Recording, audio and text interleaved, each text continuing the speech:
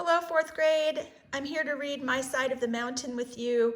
It's a story we've been reading together for a while now, and we're almost at the end of the book, so I'm hoping we can finish it together over the next few days. My audience is a little bit different than when I normally read with all of you. I have Louie, the bulldog, listening today.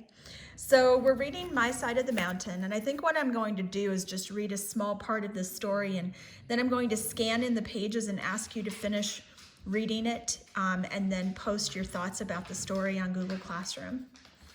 I took Frightful out today. We went over the meadow to catch a rabbit for her, and as we passed one of the hemlock trees near the edge of the grove, she pulled her feathers to her body and looked alarmed. I tried to find out what had frightened her, but saw nothing. On the way back, we passed the same tree, and I noticed an owl pellet cast in the snow. I looked up. There were lots of limbs and darkness, but I could not see the owl. I walked around the tree, and Frightful stared at one spot until I thought her head would swivel off.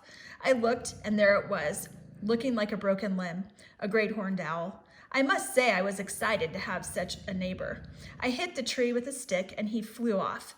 Those great wings, they must have been 5 feet across, beat the wind, but there was no sound. The owl steered down the mountain, through the tree limbs, and somewhere not far away, he vanished in the needles and limbs. It is really very special to have a horned owl. I guess I feel this way because he's such a wilderness bird. He needs lots of forest and big trees, and so his presence means that the Gribbly farm is a beautiful place indeed. Hi, Diesel. One week, the weather gave a little to the sun, and snow melted. How are you doing? Sorry, we're stopping for a Diesel break.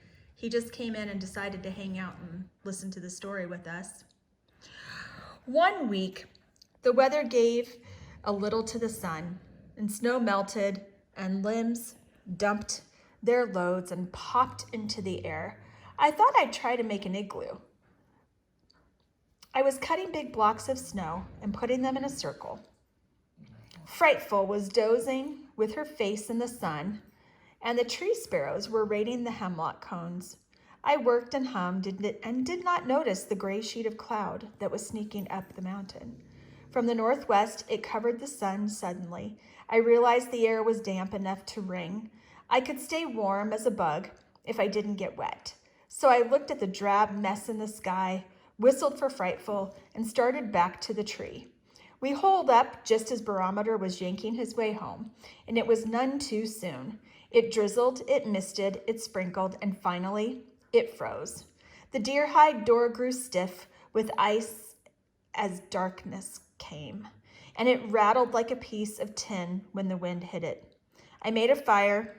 The tree room warmed, and I puttered around with a concoction I call possum sop, a meal of frozen possum stewed with different sorts of plants. Of course, what I really liked were all of those names of the plants that I had found. I fooled around for an hour brewing that dish, adding this and that, when I heard the mouse in his tunnel, and I realized that he was making an awful fuss, and decided it was because he was trying to gnaw through the ice to get in. I decided to help him. Frightful was on her post, and I wanted to see the mouse's face. So I'm going to stop here, and I'm going to scan in the rest of the pages I'd like you to read, and then I'll be interested in hearing what you think about what's happening in the story as Sam's trying to survive winter on the mountain all alone. Talk more with you tomorrow, and we'll keep reading. Bye.